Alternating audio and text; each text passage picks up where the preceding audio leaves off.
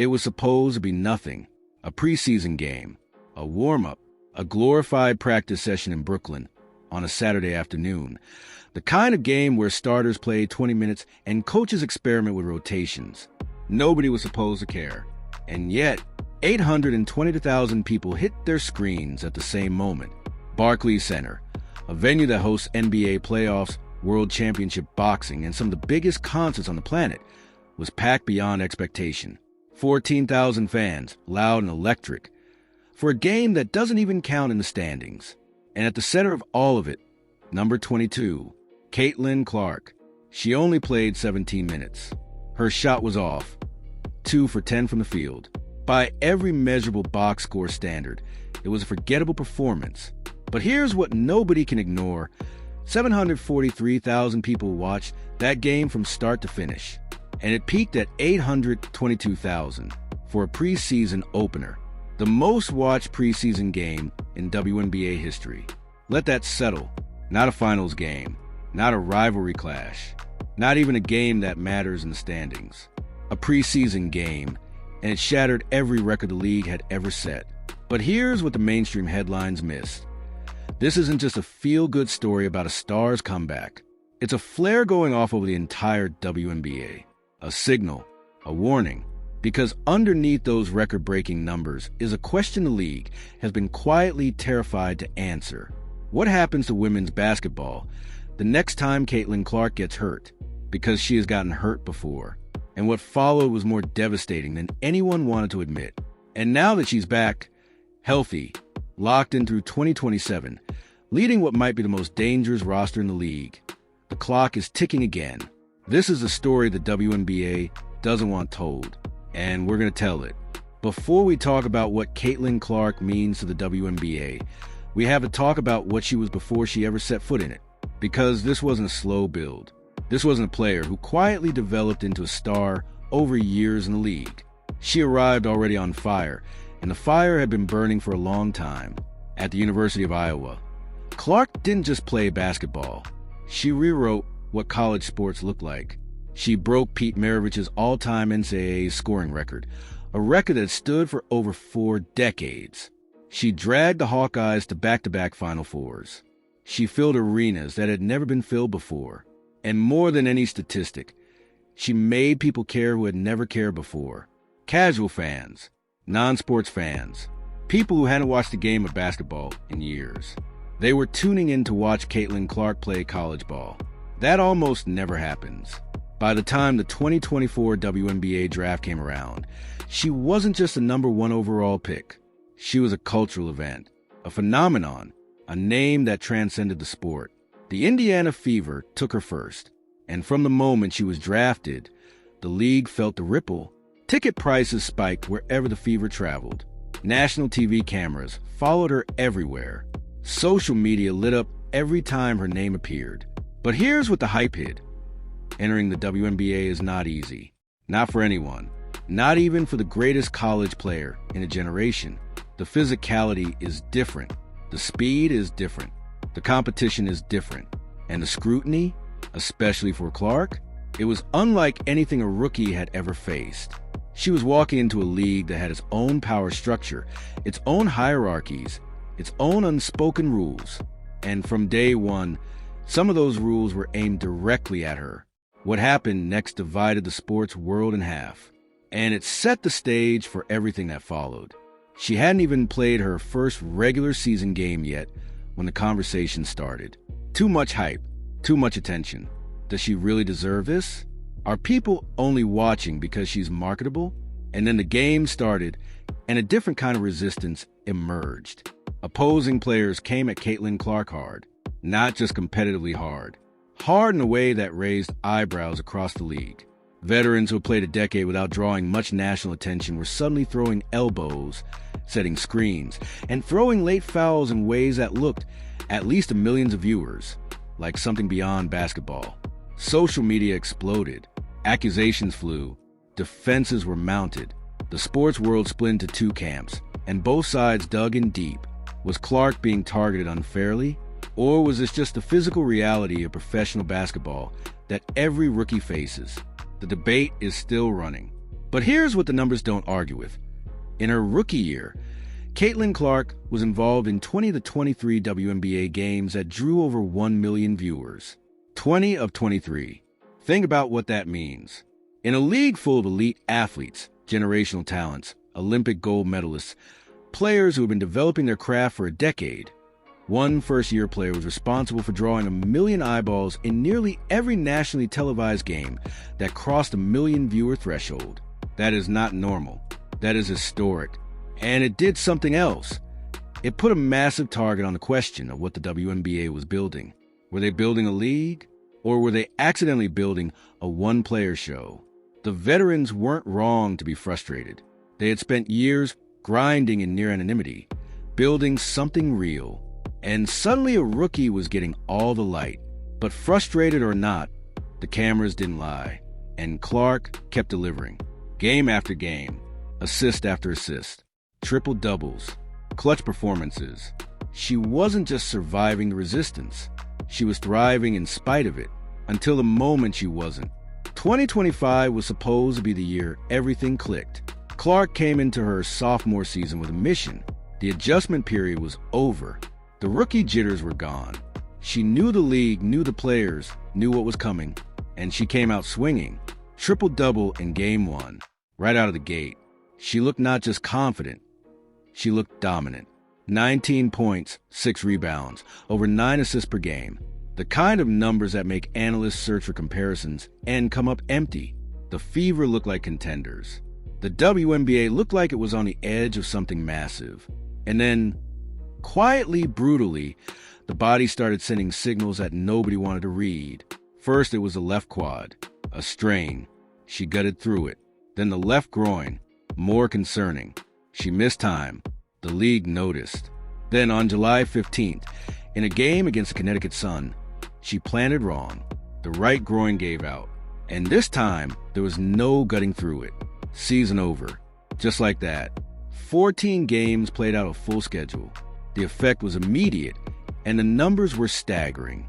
National TV viewership for the WNBA dropped by 55% during the 2 weeks following her injury. 55% in 2 weeks. Because one player went down. Let's be honest about what that means. The league didn't just lose a star player. It lost more than half its national audience in a matter of days. Sponsors noticed. Broadcasters noticed.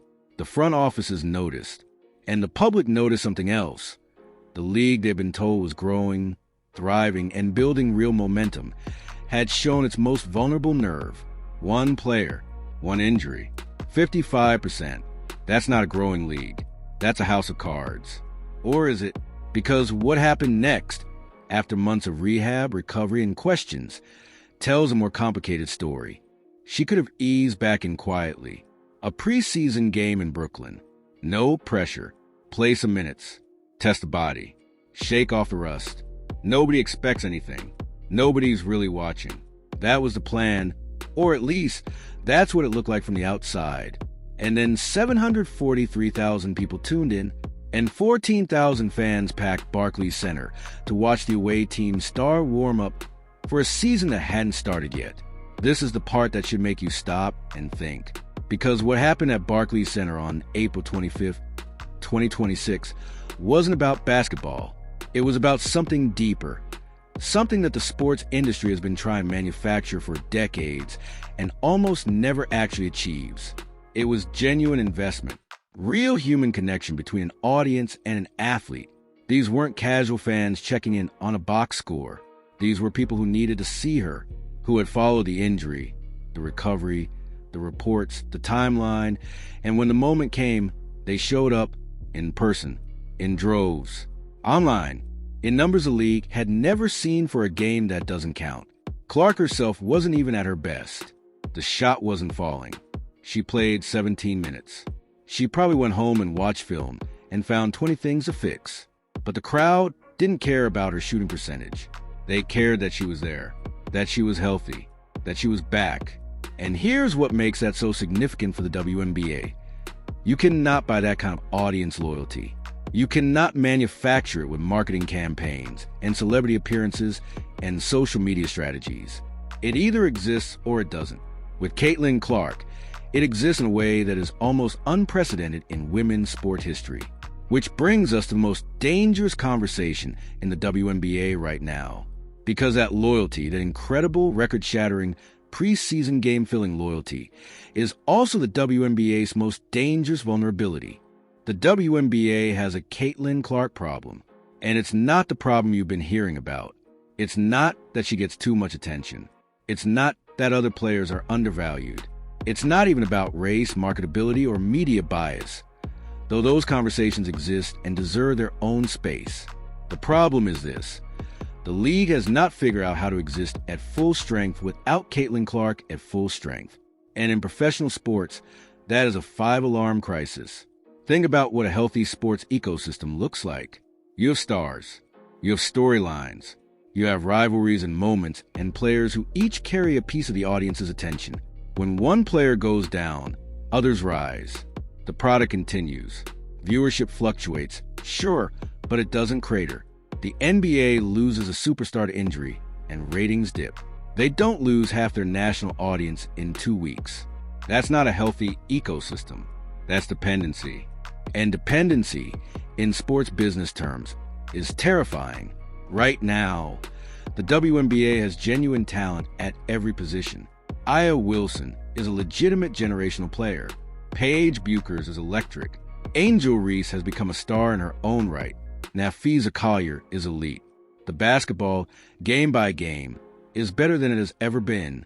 And yet, when you look at the national TV numbers, one name moves a needle in a way that dwarfs everyone else combined. Teammates of Clark have noticed.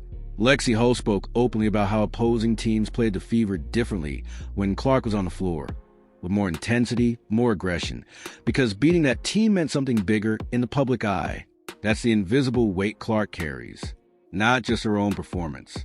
The entire gravitational field of attention that surrounds every game she plays. And right now, the WNBA is orbiting that gravity instead of building its own.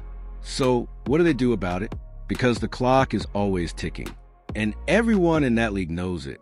The night after those preseason viewership numbers dropped, something predictable happened. Social media exploded, but not just in celebration. Fans were loud and they were specific.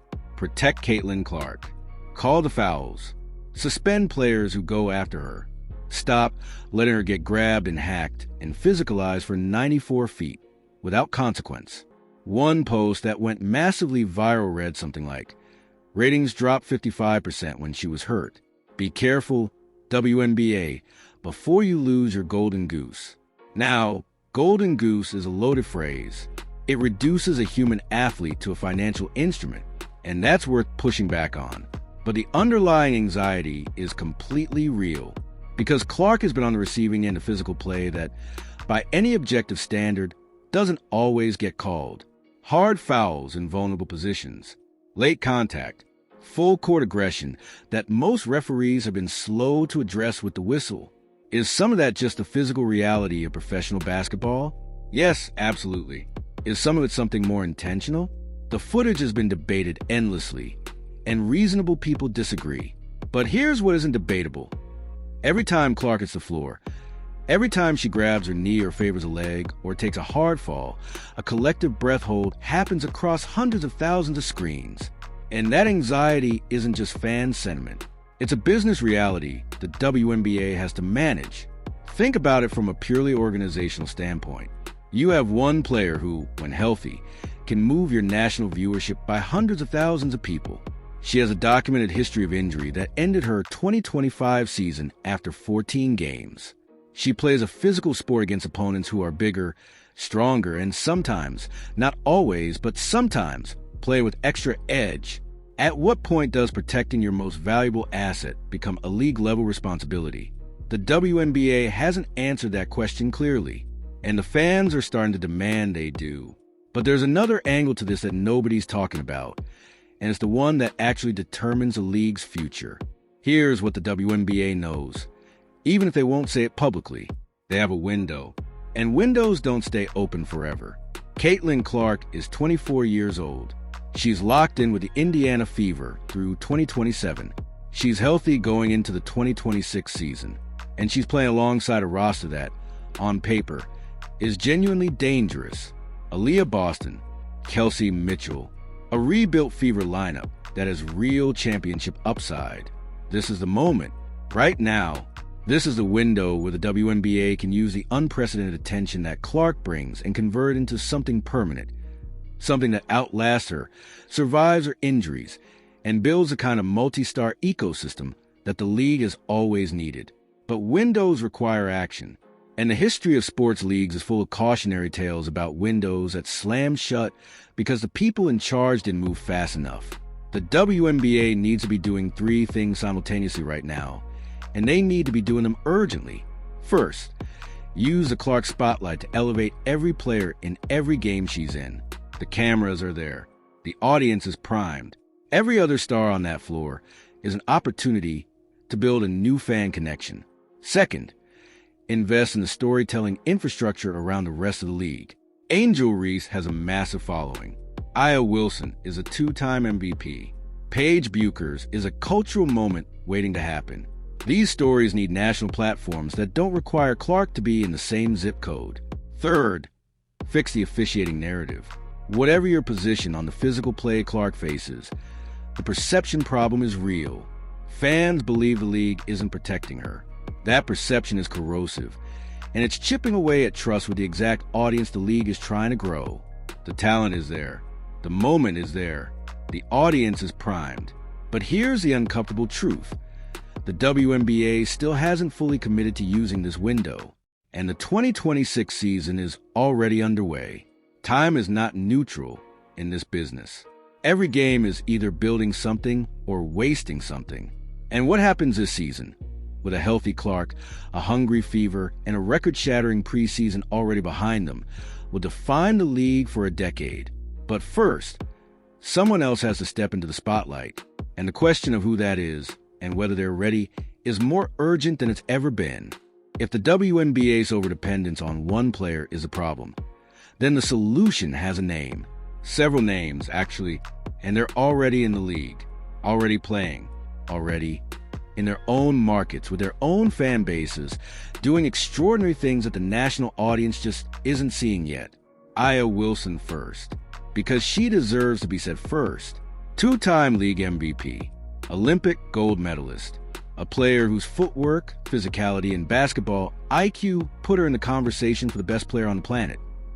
Not the best woman, the best player, period. She has a personality. She has a following. She has everything a marquee star needs. What she hasn't had, a consistent national platform that doesn't depend on whether Caitlin Clark is in the arena. Then there's Paige Buchers, fresh off a college career that, while it didn't reach Clark's numbers, was electric, compelling, and built a real audience. She's fast. She's creative. She plays with joy. And she's entering her first WNBA season with enormous momentum. Angel Reese. Say what you want about the media narrative, and there's a lot of noise to cut through. Reese has built a genuine, massive, and loyal following. She plays with an edge that fans respond to. She's compelling to watch even when the basketball is raw. She's only going to get better. Nafisa Collier, the quiet elite, one of the cleanest scorers in the league. A player who makes the game look easy in a way that only the truly gifted can manage. These aren't backup acts. These are legitimate stars. The problem isn't talent. It never was. The problem is the distribution of light. And distribution of light is a choice that leagues, broadcasters, and sponsors make deliberately or fail to make and pay the price later. The 2026 season is the WNBA's biggest opportunity in history to redistribute that light intentionally, to build a kind of multi-star constellation that can survive anything, including the next time their biggest draw goes down with an injury. Because, and this is the part no one wants to say, there will be a next time. Every athlete gets hurt. Every career has interruptions. The question is whether the league survives it or whether the numbers crater again and another 55% conversation happens. The answer to that question is being written right now, game by game, broadcast by broadcast, storyline by storyline. And it all comes down to one final question, one that the entire sports world is about to be forced to face. Here's the truth. 743,000 people watched a preseason game because Caitlin Clark was healthy enough to play in it. That number tells you everything about where the WNBA is right now. The opportunity, the dependency, and the urgency, all in a single statistic. The Indiana Fever, with a healthy Clark, are a legitimate championship contender. The 2026 season has every ingredient for something historic. A player returning from injury, a player with something to prove, on a roster built to win, in a league that has never been more visible. If everything goes right, if Clark stays healthy, if the Fever make a deep run, if the league uses this moment to build genuine multi-star narratives around the other incredible players in the WNBA, then 2026 could be the year the league finally escapes its one-player dependency and becomes something truly sustainable. Something that doesn't require holding its breath every time number 22 takes a hard fall. But if things go wrong, if another injury happens, if the league fails to distribute spotlight, if the 55% conversation becomes a 60% or 70% conversation, then the window closes, the momentum stalls, the sponsors get nervous, and the league that had its biggest moment ever hands it back uncashed. The talent is there. The fans are there. The moment is there. What the WNBA does with that moment, in the next few months, in the next 100 games, in the decisions that get made behind closed doors between now and finals, will determine the shape of women's basketball for the next decade. Caitlin Clark is back. She only needed to show up for 14,000 people to pack a building and 822,000 to tune in on a Saturday afternoon. Imagine what happens if she stays healthy. Imagine what happens if the league finally builds the infrastructure to match the moment. Or imagine, quietly, uncomfortably, what happens if they don't. Because based on everything we've seen, every record shattered, every rating drop, every hard foul and viral clip and passionate fan post, the WNBA still doesn't have a clean answer to the question everyone's really asking. What happens to women's basketball the next time she gets hurt? The 2026 season starts now, and we're all about to find out. Drop a comment below. Do you think the WNBA is doing enough to build beyond Caitlin Clark?